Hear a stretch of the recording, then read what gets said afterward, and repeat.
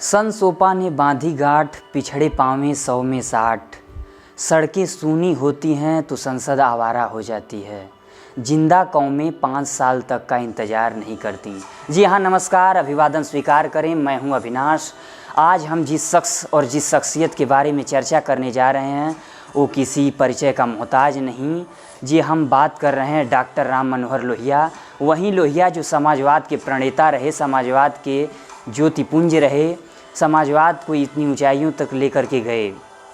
जी हाँ, 1910 में जन्मे डॉक्टर लोहिया फैजाबाद के अकबरपुर कस्बे में जन्मे और जर्मनी के बर्लिन विश्वविद्यालय से 22 साल की उम्र में अपनी पीएचडी पूरा करके भारत लौटे।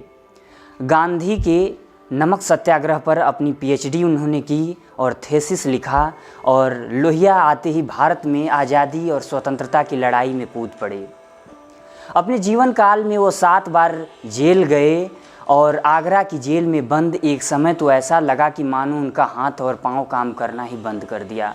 अंग्रेज़ों की घोर यातनाएं झेलने के बाद डॉक्टर लोहिया भारतीय राजनीति में सक्रिय हुए, भारतीय समाज पर अपनी गहरी छाप छोड़ी। अगर हम भारतीय राजनीति की जब बात करेंगे तो डॉक्टर आम्बेडकर और गांधी और लोहिया के बिना भारतीय राजनीति की कल्पना नहीं की जा सकती है। डॉक्टर लोहिया वो शख्स थे जो जाति प्रथा के विरुद्ध थे। वो कहा करते थे कि आर्थिक और सामाजिक असमानता और जाति प्रथा दोनों जुड़वा राक्षस हैं। एक को ख़त्म करने के लिए दूसरे से लड़ना उतना ही आवश्यक है।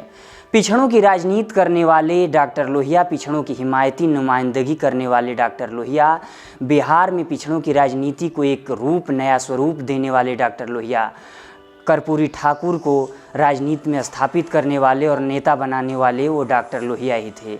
ग्वालियर के महारानी के विरुद्ध एक दलित महिला को चुनाव लड़ाने वाले वो डॉक्टर लोहिया ही थे। डॉक्टर लोहिया ने एक दलित महिला को चुनाव लड़ा करके एक नारा बुलंद किया कि रानी महारानी बनाम मेहतरानी, और उस चुनाव में जम करके वोटिंग हुई और महारानी को पराजय का सामना करना पड़ा। डॉक्टर लोहिया ने पंडित नेहरू को अपनी हुंकार और ललकार से उनको भी पछाड़ा। इलाहाबाद के बगल में एक सीट है, संसदीय क्षेत्र है जिसका नाम है फूलपुर संसदीय क्षेत्र, जहां से नेहरू की वो परंपरागत सीट रहा करती थी, जहां से नेहरू चुनाव लड़ा करते थे। नेहरू के विरुद्ध वो जहां जहां प्रचार किए, नेहरू वहां हारे और कांग्रेस के विरुद्ध एक मूक साइलेंट रिवॉल्यूशन की एक नायक बने डॉक्टर लोहिया।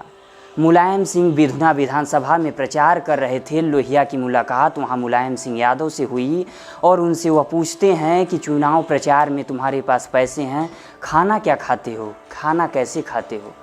तब मुलायम सिंह यादव जी, जो कि समाजवादी पार्टी को आगे ले जाने का और लोहिया की विरासत को संभालने वाले मुलायम सिंह उनसे प्रभावित थे, उन्होंने कहा कि जिस गांव में मैं जाता हूं वहीं चना और लैया खाता हूं और उसके बाद वहीं रात में सो जाता हूं। डॉक्टर लोहिया धीरे से एक 100 की नोट निकालते हैं और मुलायम सिंह यादव की जेब में रख देते हैं।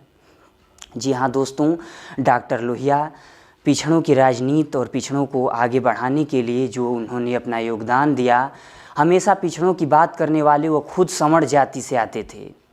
वह एक मारवाड़ी बनिया जाति से आते थे, लेकिन जाति प्रथा को कभी नहीं मानते थे।